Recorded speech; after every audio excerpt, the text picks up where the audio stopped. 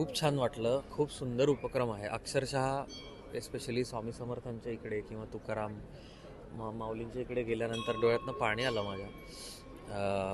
मला वाटतं खूप सुंदर इव्हेंट आहे आणि खरंच खूप म्हणजे एका ठिकाणी 21 पादुकांचं दर्शन म्हणजे मी भारावून गेलो आहे आणि पुण्याहून आवर्जून मी इकडे आलो आहे आणि आता फक्त हे करून मी परत पुण्याला जाणार आहे. कॉमस्कोर नुसार आता isakal.com आहे देशातील नंबर 1 ची मराठी न्यूज वेबसाईट. प्रत्येक अपडेटसाठी isakal.com ला नक्की भेट द्या.